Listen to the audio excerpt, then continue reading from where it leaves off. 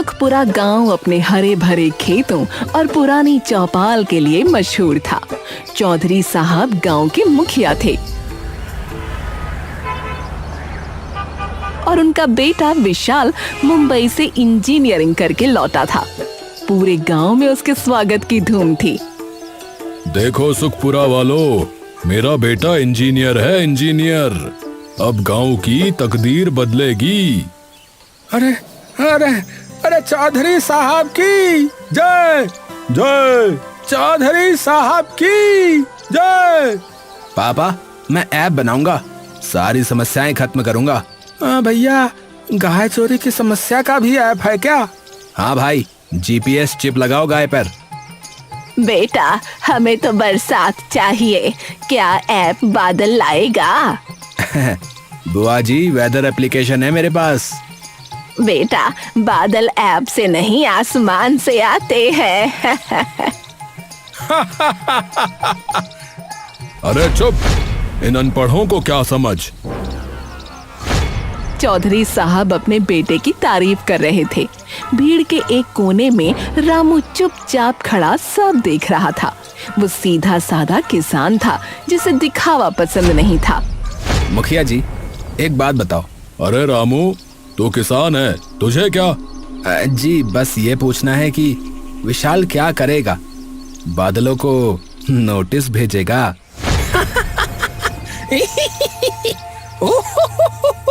अरे मैंने बहुत कुछ सीखा है, तुम क्या जानो? अच्छा तो बता, धान बोने के लिए मिट्टी कैसी होनी चाहिए बता। वो मुझे कोडिंग आती है, किसानी नहीं। जी, इसीलिए पूछ रहा हूँ कि आप क्या करेंगे। रामू, बहुत हुआ, चलो घर। अरे ये लोग जमीन के बारे में कुछ नहीं जानते, ऐप से मानसून बुलाएंगे हैं? मुखिया जी, रामू सही कहता है, फसल सूख रही है, ठोस समाधान चाहिए। अरे मैं ड्रोन लाऊंगा, ड्रोन से पानी छिड़केंगे। भैया, तालाब सूखे हैं, ड्रोन में पानी कहाँ से लाओगे? ये मैं सोचूंगा, मैं एक्सपर्ट हूँ, मैं सोच के बताऊंगा। पहले मिट्टी में हाथ डालो, फिर पता चलेगा मानसून क्या है। चल सावित्री, खेत देखने चलें।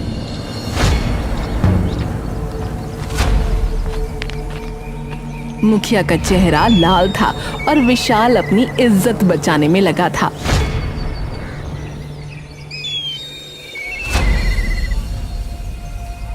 पूरे गांव की विशेष बैठक बुलाई गई। मुखिया के हाथ में मौसम विभाग की रिपोर्ट थी। चौपाल में सन्नाटा पसरा हुआ था।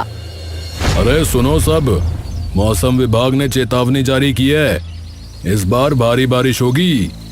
क्या क्या कह रहे हैं मुखिया जी? भारी बारिश है? भारी बारिश? अरे हाँ भाई हाँ, नदी खतरे के निशान को पार कर सकती है और सुना है बाढ़ आ सकती है। बेटा, ये वैसी बाढ़ तो नहीं जैसी 40 साल पहले आई थी, तब तो पूरा गांव बह गया था। दादी, अब वो जमाना नहीं है, अब इंजीनियर है हमारे पास। मुखिया जी अब क्या होगा? हमारी फसलें पहले सूख गई थी, अब बाढ़। यह बहुत गंभीर मामला है, हमें तुरंत कोई कदम उठाना चाहिए। अरे रुको रुको, घबराने की कोई बात नहीं है। अरे क्या कह रहे हो विशाल भैया, क्या करोगे तुम? है क्या करोगे? अरे मैं बहुत कुछ जानता हूँ और मेरे पास समाधान है। क्या है वो समाधान, बताओ। अरे है कुछ, बाद में बताऊंगा, मुझे एक काम है, मैं आता हूँ। रामू, कहाँ जा रहे हो? तालाब देखने, वहाँ का भूगोल ठीक नहीं लग रहा। पर बारिश होने वाली है। इसीलिए तो जा रहा हूँ, जब बारिश हो तभी पानी का रास्ता समझ आता है। रामू पंचायत से निकलकर सीधा पुराने तालाब की ओर चला गया।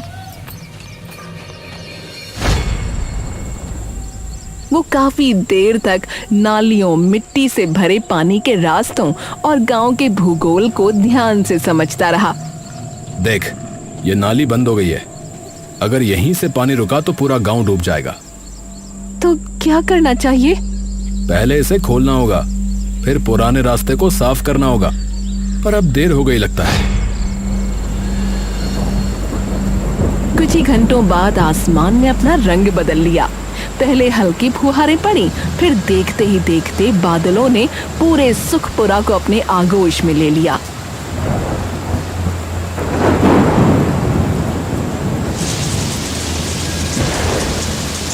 फिर लगातार 15 दिनों तक बारिश होती रही।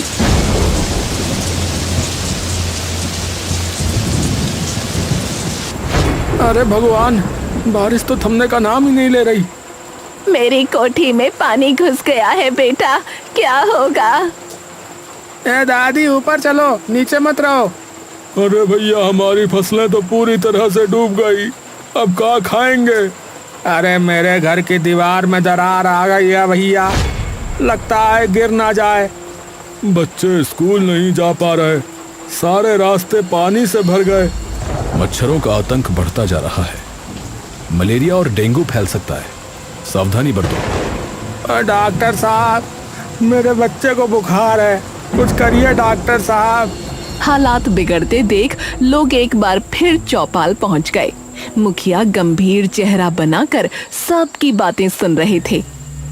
अरे सुनो सब, इस बाढ़ से बचने का सबसे टिकाऊ और सबसे सस्ता समाधान जो भी बताएगा उसे 5 लाख रुपए और पूरे गांव के रक्षक की उपाधि दी जाएगी, समझे?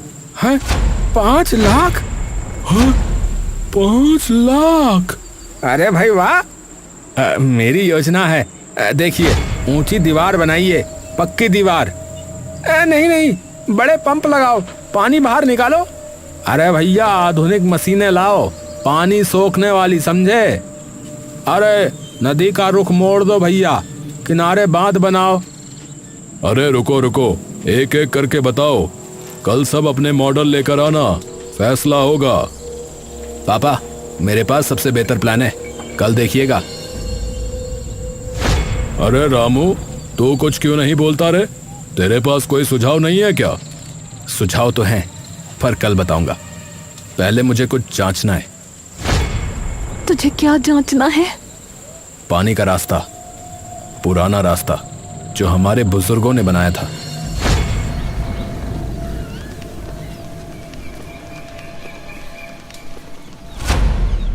पंचायत में सभी अपने अपने मॉडल लेकर पहुंचे। किसी ने नक्शे बनाए थे, किसी ने लकड़ी के छोटे छोटे मॉडल तैयार किए थे। अरे देखो मेरा मॉडल, 3 बड़े पंप लगाएंगे, सारा पानी निकल जाएगा। हाँ। अरे बकवास, पंप से क्या होगा? अरे दीवार चाहिए भैया, दीवार, ठोस दीवार। अरे नहीं नहीं, अरे मशीनें लाओ, जापानी तकनीक वाली, हाँ, उससे ही होगा काम। अरे अमेरिकी तकनीक बेहतर है भैया। अरे चुप, सब चुप। देखो, यह है मेरा प्लान, नदी के ऊपर advanced hydro electric power plant. हैं? क्या बोला ये अंग्रेजी में बकर बकर?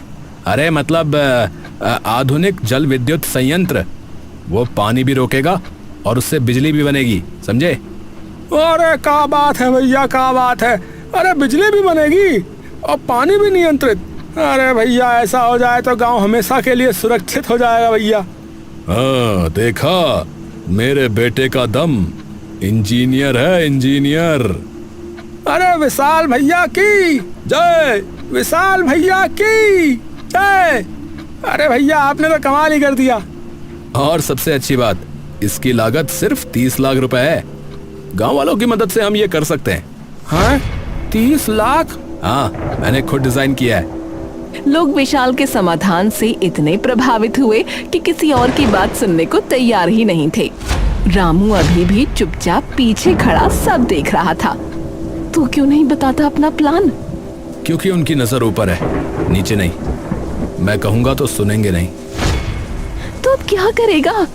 उन्हें देखने दो, जब पानी आएगा तब पता चलेगा कि असली समाधान क्या है। क्योंकि विशाल का बताया गया प्लान बहुत ज्यादा समय लेगा, इन लोगों को यह समझ नहीं आ रहा है।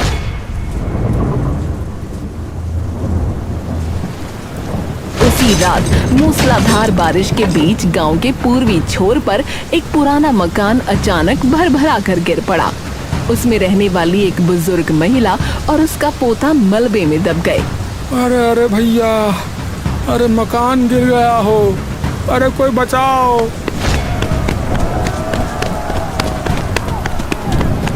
अरे भैया, क्या होगा अब इसका? अरे जल्दी करो भैया, अरे जल्दी मलबा हटाओ, अरे लोग दब गए हैं। बचाओ, मेरा पोता, मेरा पोता। किसी तरह ग्रामीणों ने उन्हें मलबे से बाहर निकाला। बुजुर्ग महिला बुरी तरह घायल थी, हालांकि पोता सुरक्षित था। पूरा गांव डर से सहम गया। मेरा मकान, सारी उम्र की कमाई, सब खत्म हो गया। चिंता मत करिए, आप ठीक हो जाएंगी। पर रुकिए, आपका मकान तो पक्का था, फिर कैसे गिर गया? कुछ दिन पहले किसी ने मेरे घर की नींव के पास खुदाई की थी। मैंने समझा नाली साफ कर रहे हैं। खुदाई? किसने? अंधेरा था, पहचान नहीं पाई।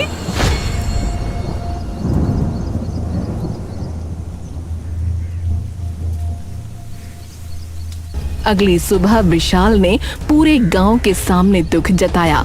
लोगों की निगाहें उस पर टिकी थीं। देखिए, ये बहुत ही दुख की बात है। अगर हम समय रहते मेरा आधुनिक समाधान अपनाते तो शायद ये हादसा टल जाता। सच कह रहे हो विशाल भैया, बिल्कुल। और एक बात, कल रात मैंने गांव में कुछ संदिग्ध गतिविधियां देखी। हैं? संदिग्ध? क्या मतलब? उम्मीद करता हूं कि कोई हालात का फायदा नहीं उठा रहा होगा, जानबूझकर नुकसान पहुंचाने की कोशिश। क्या कह रहे हो विशाल भैया? किसी ने जानबूझकर? मैं किसी पर उंगली नहीं उठा रहा, बस कह रहा हूं कि सतर्क रहें। उसकी निगाहें एक पल के लिए रामू पर टिक गईं। पूरी चौपाल ने वो नजरिया देख लिया। रामू ने कोई जवाब नहीं दिया। वो बस चुपचाप खड़ा रहा, मानो कुछ सोच रहा हो। उसे बस इतना याद था कि पिछली रात उसने दूर से विशाल की गाड़ी उसी दिशा से लौटते हुए देखी थी जहां मकान गिरा था। रामू, उसने तुम्हारी तरफ देखा। हाँ, मैंने देखा। तुम कुछ बोलते क्यों नहीं? समय आने पर सब सामने आ जाएगा, अभी तो बस पानी और ऊपर आने दो। पर तुम्हारा नाम तो। मुझे अपनी सफाई नहीं देनी। ये जो सच है ना, वो पानी की तरह अपना रास्ता खोज लेता है। चल, अब कुछ करना है। रामू मुड़ा और फिर से पुराने तालाब की तरफ बढ़ चला। रामू ने अब चुपचाप अपना काम शुरू कर दिया। वो दिन में खेत में काम करता दिखता, लेकिन रात में गांव के पश्चिमी कोने में पड़ी 100 साल पुरानी जल निकासी नाली के पास जाता और धीरे धीरे उसमें जमी मिट्टी और कचरा साफ करने लगता। अरे रामू, ये तो पुरानी नाली है भाई, क्या फायदा होगा? अरे भाई, यही नाली पूरे गांव के तालाबों को नदी से जोड़ती है। बस भर गई है, साफ होगी तो पानी अपना रास्ता खोज लेगा। और ये तालाब जो तुम्हारे खेत के बगल में है? ये कचरे से भरा पड़ा था, अगर इसे साफ किया तो गांव को फायदा होगा। उसे ये करता देख गांव वाले उसे पागल कहने लगे। अरे देखो देखो, रामू पगला गया है क्या? है? रात रात भर कीचड़ खोदता रहता है, पगला रहा है। अरे इसे क्या हो गया है? क्या ये मानसून रोकना चाहता है? अरे रामू, अरे क्या तूने बाढ़ से लड़ने का नया तरीका ढूंढ लिया है रे? हाँ चन्नू, ढूंढ लिया। नया नहीं, पुराना तरीका जो हमारे बुजुर्गों ने सिखाया था रे। तुझे पता है, वो हम लोगों से बहुत आगे थे। विशाल ने ये सब देखा और उसे चिंता सताने लगी। वो तुरंत मुखिया के पास गया। पापा, रामू कुछ कर रहा है, रात में छिपकर नालियां साफ करता है। अरे तो क्या हुआ भाई? अरे तो क्या हुआ भाई? नाली साफ करने में क्या बुराई है? अरे समझिए ना, वो पुराने नाले और तालाब को खोल रहा है। अगर वो सफल हो गया तो पानी नदी की तरफ बहने लगेगा। फिर लोग क्यों मानेंगे मेरा जल विद्युत संयंत्र है? तो क्या करना चाहिए फिर? मैं उससे बात करता हूँ एक बार, क्योंकि बाकी सब तो मेरी बात मान रहे। बस वही अपने दोस्तों के साथ अलग रास्ते पर लगा हुआ है।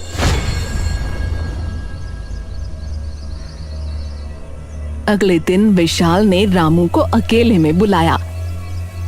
अरे रामू भाई, अरे आप बहुत मेहनत करते हैं, पर आपका तरीका पुराना है।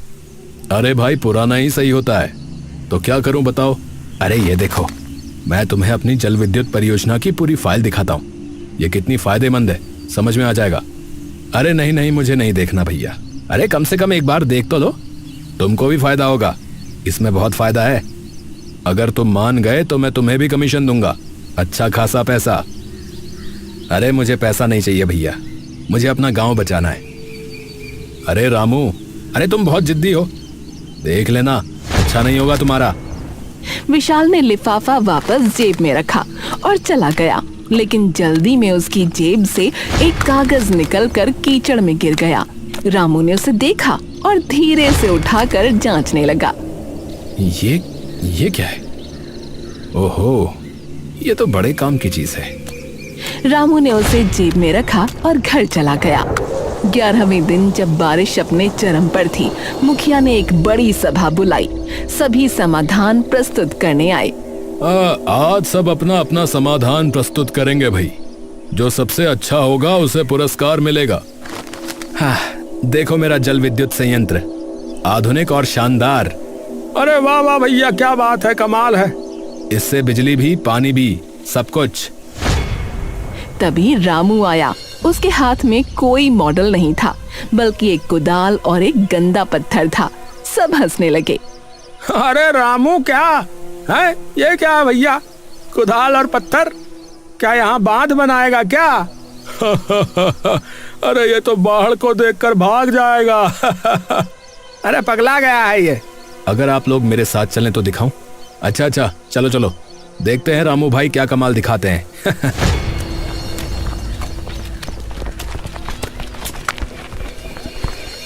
सब रामू के साथ उसके खेत के बगल वाले तालाब पर पहुंचे। वहां देखकर सबके होश उड़ गए। अरे ये तो वही तालाब है ना जो कचरे से भरा हुआ था। बड़ा साफ दिख रहा है भैया। और भैया इसमें तो पानी भी भर गया है अब। अरे देखो, इस नाली से पानी बाहर नदी की तरफ बढ़ रहा है। देखो भाई, हमारे पूर्वजों ने ये नालियां और तालाब इसलिए बनाए थे, जब हमने इन्हें भर दिया तो पानी गांव में ही रुकने लगा और बाढ़ आने लगी। बस इन्हें साफ करना है और पानी की प्राकृतिक दिशा बहाल करनी है। अरे वाह भाई, वाह भाई वाह। अरे ये है असली समाधान भैया। मुझे 5 लाख नहीं चाहिए, मुझे चाहिए कि सब मिलकर पुराने 10 नालों और 5 तालाबों की सफाई करें। यही असली समाधान है। जरा देखो, यहाँ पर बाढ़ का असर बिल्कुल खत्म हो चुका है। अरे हाँ भैया, अरे ये तो हमने देखा ही नहीं। हाँ भैया, ये तो हमने ध्यान ही नहीं दिया। अरे भैया एकदम सही बात है। विशाल गुस्से से आगे बढ़ा और चीखने लगा। अरे ये कोई समाधान नहीं है, हमें जल विद्युत संयंत्र तो बनाना ही पड़ेगा। भविष्य के लिए वही सही है। हाँ सही होगा, पर तुम्हारा या तुम्हारे बापू का बनाया हुआ नहीं। ये लो विशाल, ये देखो, तुम्हारी जेब से गिरा था ये पर्चा है। ये क्या है? ये है तुम्हारे और तुम्हारे पिता के काले चिट्ठे का भांडा फोड़। इसमें लिखा है सरकारी ग्रांट का 60% तुम दोनों बांटोगे, 40% से नाम मात्र का काम। ये तो घोटाला है भैया। है क्या? घोटाला? भैया घोटाला चल रहा है। अरे मोरी मैया, घोटाला हो रहा है, तभी बना रहा है ये विद्युत वाला बांध। अरे ये सब झूठ है। ये रामू ऐसा ही बोल रहा है, ये झूठ है। हाँ, अरे रामू ने नकली पर्चा बनाया है, ये झूठा है ये। तभी सावित्री आगे आई और उसने अपनी जेब से एक छोटा सा वॉइस रिकॉर्डर निकाला। उसने बटन दबाया। पापा, हमने बाढ़ का पूरा खेल रचा है। रामू को किसी भी तरह से निकाल दो, फिर हमारा जल विद्युत संयंत्र पास होगा और हम करोड़ों कमाएंगे, करोड़ों। है? अरे ये क्या भैया, अरे ये क्या, इतना बड़ा धोखा। विशाल, मैंने ये रिकॉर्डिंग पिछली बैठक में की थी, जब विशाल अपने पापा से बात कर रहा था। नहीं, ये जालसाजी है, ये झूठ है। अरे सबने सुन लिया विशाल, अब और झूठ मत बोल। सबके होश उड़ गए। मुखिया का चेहरा पीला पड़ गया। और आप मुखिया बनकर हमें लूट रहे थे। अरे इन्हें गांव से बाहर निकालो। हाँ भैया, बिल्कुल बाहर निकालो। हाँ भैया, बाहर निकालो। हाँ भैया, बाहर निकालो। रुको, इन्हें गांव से निकालने से क्या होगा? ये कहीं और जाकर लोगों को लूटेंगे। भैया तो क्या करें बताओ? तुम दोनों के पास करोड़ों का पैसा है ना? अगर सच में पछतावा है तो वो सारा पैसा गांव के तालाबों और नालियों की सफाई में लगाओ और खुद भी काम करो। यही तुम्हारी सजा होगी। अब ठीक है रामू, ठीक है, हम मान गए भैया।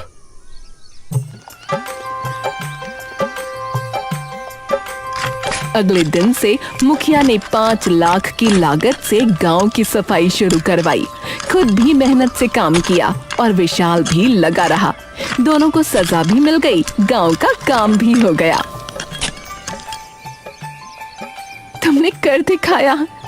हमने कर दिखाया। तुम अगर विशाल की बातें रिकॉर्ड ना करती तो उसका राज शायद खुल ना पाता। हाँ, पर ये करने को कहा तो तुमने ही था। जो भी हो, अब देखो, हमारा पुराना तालाब, कुआं, नाली सब कुछ पहले जैसा हो चुका है। पानी के पास निकलने का इतना रास्ता है कि बाढ़ हमारा कुछ नहीं बिगाड़ सकती। रामू गांव का हीरो बन चुका था और अब लोग उसके मुखिया बनने की बातें कर रहे थे।